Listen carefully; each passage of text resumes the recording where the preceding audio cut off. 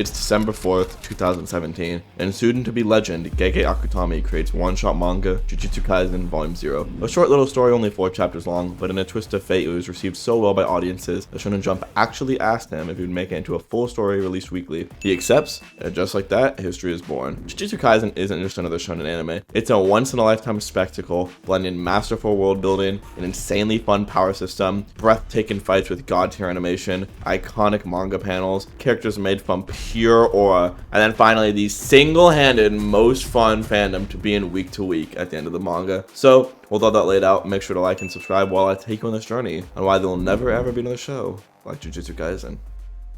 Firstly, let's go over the characters. In my opinion, whenever I watch any new show, the number one most important thing to me is the cast of characters, and let me tell you firsthand, this show has a cast with some of the biggest Giga Chads and Aura farmers I've ever seen. But I know what y'all are here for. You want me to glaze and talk about the big three: Toji Fushiguro, Ryomen Sukuna, and finally our glorious blue-eyed king, Satoru Gojo. We will get to them in a second, but let's first talk about the main character, Yuji Itadori. Starting as a naive boy who gets thrust into the sane world, he has to somehow navigate his way through it. Truthfully, after watching season 1, I didn't really care or even like Itadori that much. He came off as a goofy, one-dimensional character with a strong lack of depth, but after watching season 2, I take it all back. After witnessing his own powerlessness in Shibuya, being unable to suppress Sukuna, save Nanami, Nobara, or Gojo, something within the boy snapped. The sheer weight of his guilt weighs him down to the point where he fully accepts death as a punishment. Luckily, Daddy Toto came in to slap him awake, and after this awakening, we have the rebirth of Itadori. This is when he evolves from a boring one-dimensional main character to being a well-written, aura-farming demon chosen by the Sparks of Black. Oh, you thought we were done with main characters?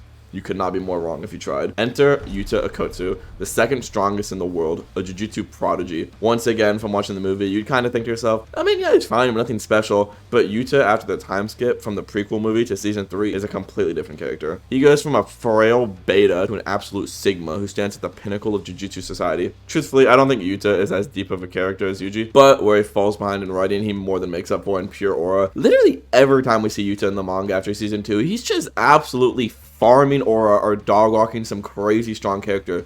Usually both. Truthfully, there's so many more characters I want to talk about, but like I said, I know what y'all are here for. So I guess first I'll talk about Toji. Now, any true fan of my channel knows he's one of my favorite characters in all of anime and my favorite character in the show. I wonder how anyone could guess something like that. So throughout all of season 1, the plot hammers the point home that Satoru Gojo is the strongest character in the entire show and no one can match him. Season 2 starts and the show introduces us to this homeless guy who has the body of a Greek god and a gambling problem. You're just like me, for real. Gojo and Geto have the important job of moving Amanai from custody back to Jujutsu High. Seems easy enough. I mean, we are the strongest after all.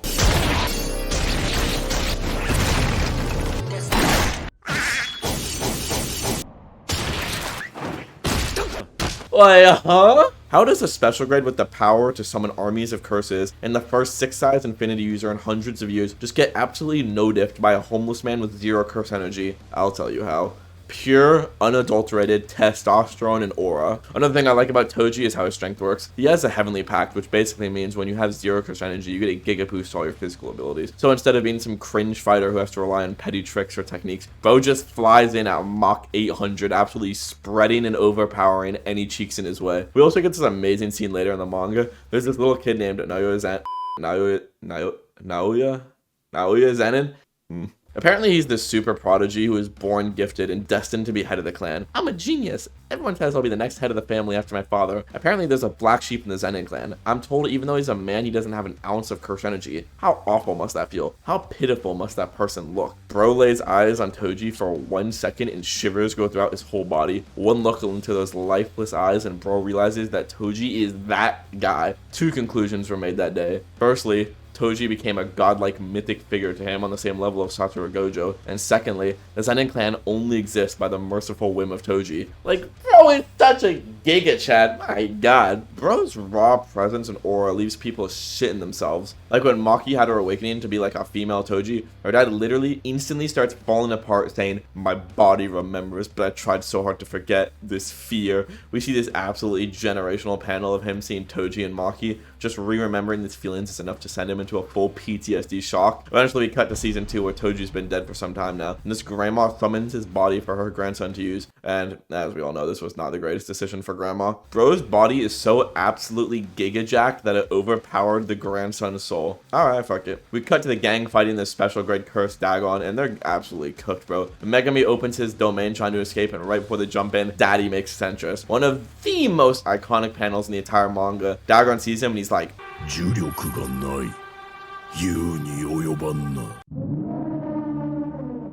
we then witness one of the most brutal one-sided cheek spreadings I have ever seen. I mean, I guess I've really said all I need to say about Toji. Main point of the yapping is that he's basically Aura incarnate. The next goated character I'll talk about is the main man himself, the king of curses, Ryomen Sukuna. Sukuna is one of the most fun villains in modern anime. I feel like most villains nowadays are bad because of their circumstances, or they're a fallen hero, or they have some grand plan to fix the world. Sukuna is just going back to the basics. Bro's doing it just for the love of the game. Sukuna has no sad backstory, no tragic upbringing, no grand plans. He simply just does whatever he wants when he wants, and honestly, I respect that decision. Keeping it real sweet and simple. If you do choose to write a villain like this, all you really need to make sure of is that they are absurdly strong, feared by all, and have an immense aura, and Sukuna just knocks all three of these requirements out of the park. Literally without fail, every time he appears on screen or in the manga, everyone's holding their breath out of fear, and it's never not entertaining. And finally, just the way he runs the gauntlet at the end of the manga and literally solos the entire verse is reminiscent of Madara, one of the most goated villains in all of fiction. Now, I know a lot of people compare him to Muzan from Demon Slayer, and like, I get the comparison. They're both new gen villains who are basically just evil to be evil and don't really have much depth or writing to them. But truthfully, in my opinion, Sukuna is infinitely better, and it's not even close. Firstly, we don't even get to really see Muzan do anything until like the final fight of the series, unlike Sukuna, who's pulling strings throughout the entire story. Secondly, Muzan is kind of just a pussy beta who's so scared of death. He literally spends his whole life looking for a way to be fully immortal. He literally has no pride or honor fighting, where if he feels like he's gonna lose, he'll just run away.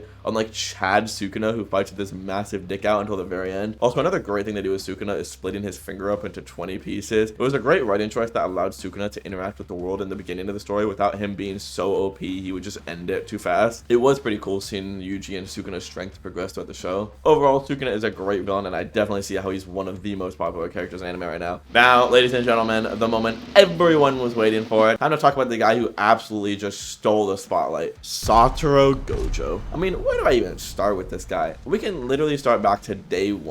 The day Gojo was born, he shifted the entire world. Curses around the world all became stronger to bring some sort of balance to his existence. As the first person in hundreds of years to be born with the six eyes and the limitless technique, he was undoubtedly the strongest. Gojo is an absolute showstopper, fan favorite because of his raw strength, green presence, and personality. Gojo is the absolute strongest and he knows it. He goes through life cocky and arrogant, but it's like, who gonna stop him? The show and everyone watching glaze this man like no other. But is it even glazed if it's true? No human is able to stop her bird strike, with the sole exception of Satoru Gojo, of course. Now Bito Zenin has managed to become the fastest sorcerer. Aside from Satoru Gojo, of course. They can't move Gojo from where he was sealed on floor B5. Why not? Because he's Satoru Gojo. Makes sense. Satoru Gojo! Is there anything you're not capable of doing? Bro, I feel a tear running down my leg. Oh my god. It's hard to explain why he's as popular as he is. Most animes have that one OP sexy character that just steals the show, but Gojo just takes all of these great traits and just dials them up to 11. Like, he's transcended just normal anime fan favorite characters into real life. You see people buying cardboard cutouts of him, seeing celebrities rap about him or cosplaying him. You see a whole country grind to a screeching halt at his death, literally holding funerals for him in real life. Like, genuinely, what other character do you know has this much weight? The author literally himself says in an interview, "My wife told me she would leave me for Gojo if he was a real person." Like, what the fuck? Dude is getting cucked by a character he created. He's also mentioned how he doesn't like writing for Gojo as he's so strong it makes it difficult to keep him in the story, as it's hard to let other characters shine or build tension since Gojo could literally just slap anything with his dick and one-tap it. Gojo was so unbelievably strong that Gege literally had to write him out of the story by having him sealed. I mean, I hate to bring this up as a Gojo glazer, but I can't not mention this. Gojo lost a plot and is absolutely stronger than Sukuna. Now, calm before the angry Sukuna fans come flying in. At least let me explain my logic. And if you still disagree, that's fine. Firstly, now I can't believe that people are still arguing this, but if Sukuna doesn't have Maharaga holding his hand throughout this fight, he is absolutely cooked. There are multiple instances where Maharaga bails bro out big time. Also, the amount of plot armor Sukuna had with these binding vows is insane. For those of you who don't really fully remember, the reason why Gojo doesn't just dodge the world cutting slash, even though other slower characters can do so, is Sukuna uses some kind of binding vow so Gojo doesn't detect it coming. Although this is just plot armor for Sukuna, as in his final fight, he just spams binding vows, but the audience is never allowed to see what vows he makes. Do you know why?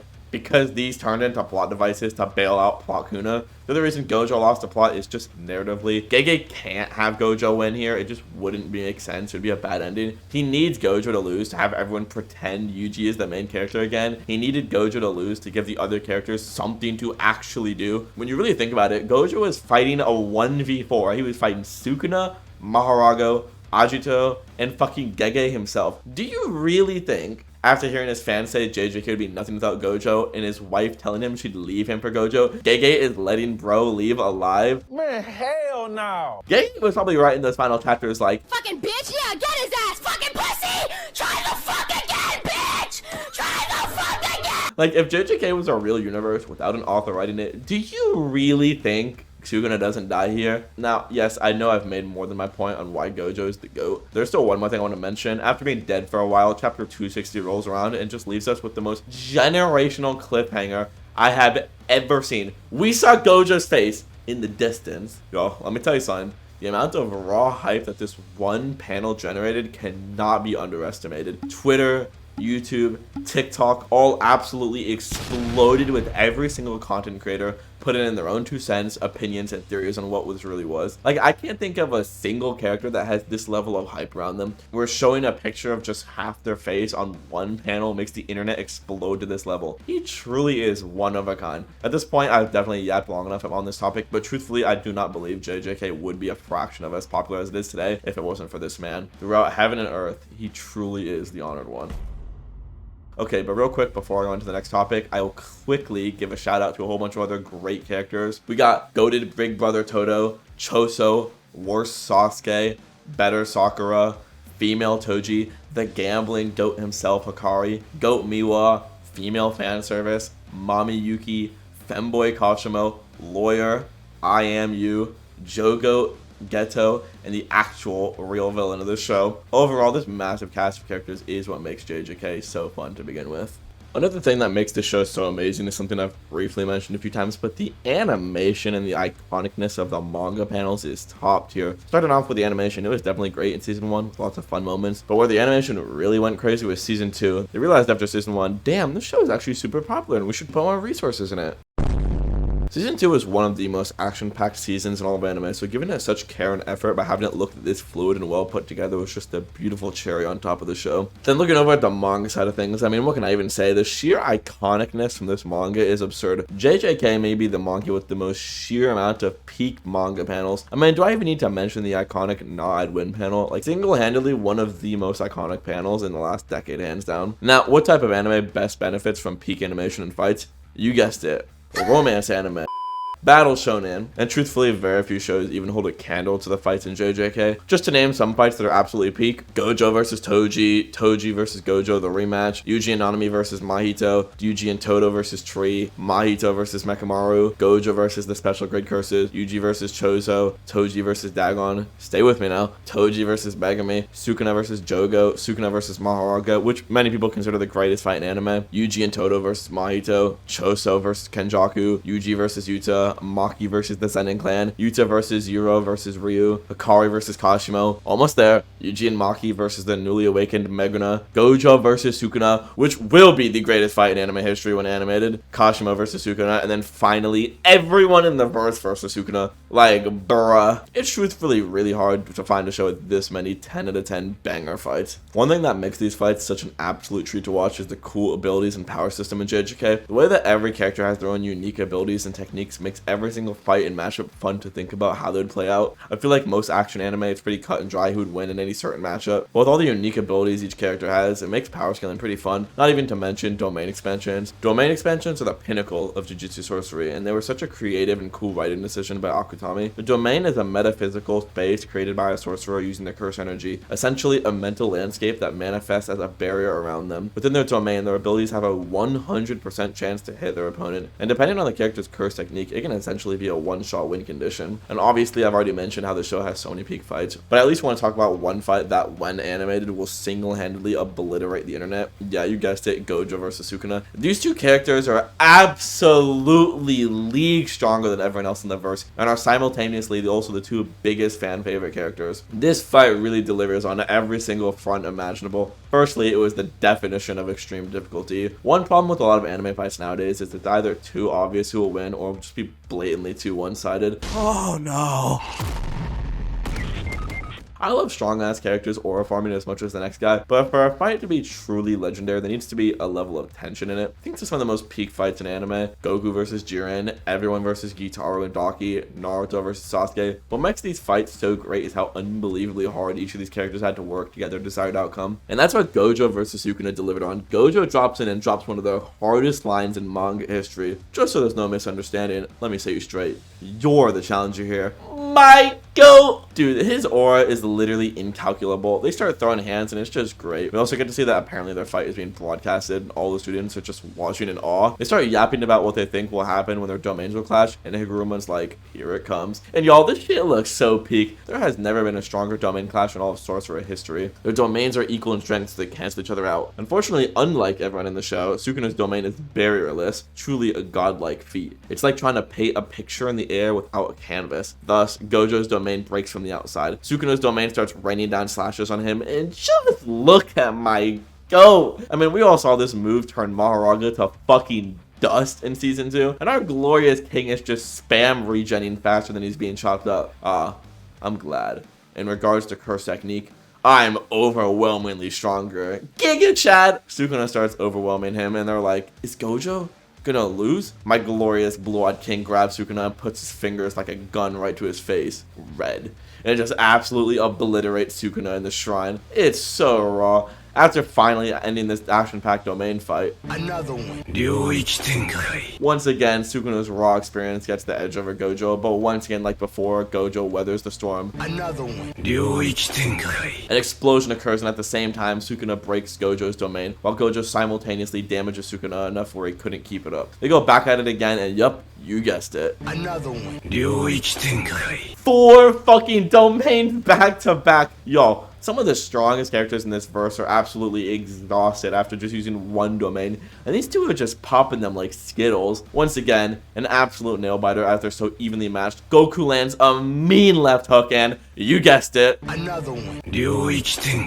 Although unlike the previous 4 domains, Gojo was faster, only by 0.01 seconds, but Infinite Void hit. Gojo fucking rocks him, causing his domain to fall apart. Gojo's flying into end the job, but here's where the first piece of plot armor comes into play. Mahoraga somehow comes flying out, even though Suka's incapacitated. Although this is cringe plot armor, I cannot lie and say this isn't one of the most sick panels in the entire manga. Mahoraga, literally a top 10 character with 0 lines of dialogue. Big Raga absolutely smashes Gojo's unlimited void with a raw aura, and this fight has entered its next phase. Gojo versus these two monsters. Gojo tries to whip out a 6th domain, but Sukuna laughs knowing this is Gojo's limit. Blood shoots out of Gojo's nose and Sukuna starts shit-talking him. Goodbye, strongest sorcerer. Turns out you were lucky to be born in an era where I wasn't around. Sukuna tries opening his domain, and just like Gojo, he took way too much damage to open his. Gojo starts laughing at him and drops one of the coldest lines in the show. My students are watching, so help me look even cooler, okay? And then my goat hits one of the hardest right hooks in history. Oh my god, he's so goated. Gojo starts pulling the Broly move, dragging Sukuna throughout the entire city. Sukuna's wheel starts turning. A few more turns and Mahoraga will have fully adapted to infinity. Eventually, Gojo shoots red, and y'all, this shit brought a white tear down my leg. Sukuna mocks his attack, saying, are you panicking because I saw through you? Actually, red hasn't exploded yet. His red wraps around the building, hitting Sukuna in the back. Gojo pulls back his hands and hits him with a black flash. Sukuna's eyes roll back as he gets knocked out. Oh my god, Sukuna fans, is this your goat? Sleep Kuna can't handle our glorious king. And dude, look at Yuta. His reaction is just fucking gold. Bro cannot believe his eyes. Luckily for Sukuna and his fans, Paparaga has adapted to infinity, and attacks can now actually hit Gojo. I can actually lose. When was the last time I felt this sensation? Bro grins. Obvious answer. My goat Toji mentioned. Rah!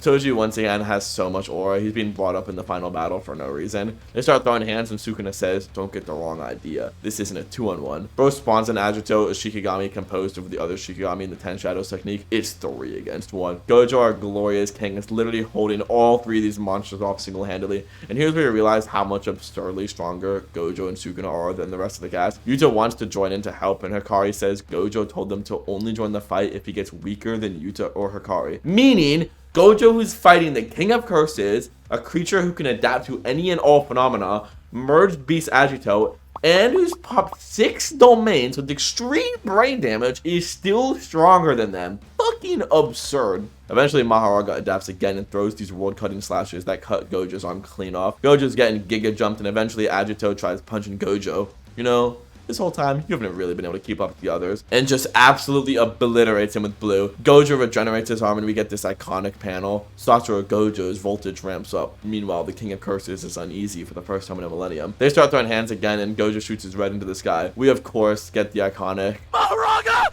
Help! Help!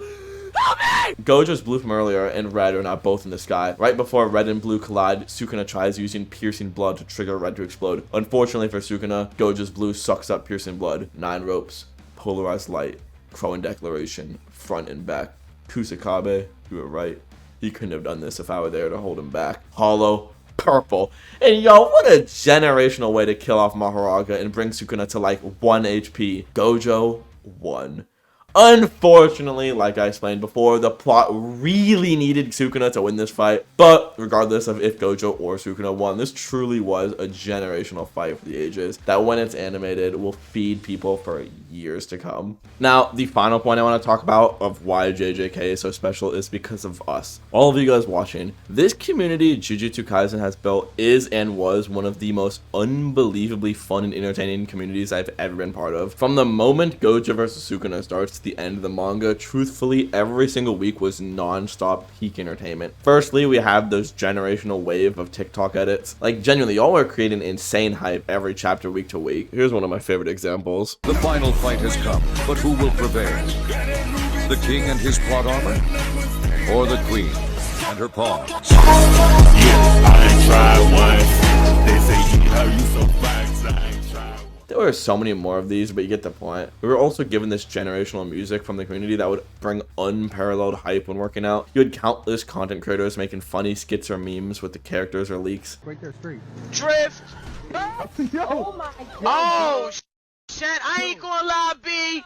I ain't got my license for this phone. I thought you were into femboys. Yeah, but when I see a Latina, I go all in. Yo, bro, don't make it so obvious, but behind you is the craziest Latina ever. You for real? God damn, I can see it from the front! Didn't I tell you to not make it obvious?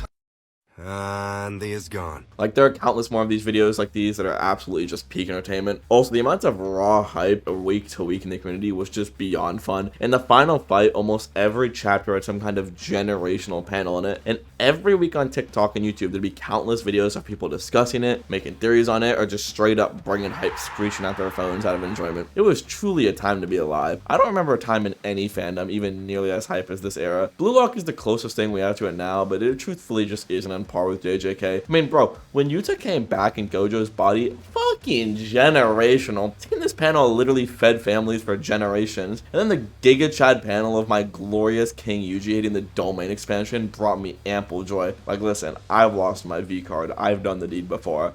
But I can confidently say without a shadow of a doubt that this doesn't even bring me a fraction of the enjoyment I was getting seeing the leaks week to week. But I would be remiss in not mentioning the greatest creation by the JJK fanbase, Lobotomy Kaisen. Yo, this shit is straight peak. I am tired of pretending it's not. From the moment 236 was released, something broke in everyone. The community's sanity was lost and all hell broke loose. I mean, truthfully, there were so many memes, I won't even be able to remember them all. Firstly, the fucking It's Not Gojover cope was amazing. Every single chapter, no matter what the author or manga said, there was just a massive part of the community, including me, keeping the Gojo coming back to life cope alive, and it was funny as fuck. And then, of course, we probably have the most iconic meme in recent anime history, the iconic Gnawed Wind panel. This panel was memed to death beyond repair, and I loved every single minute of it.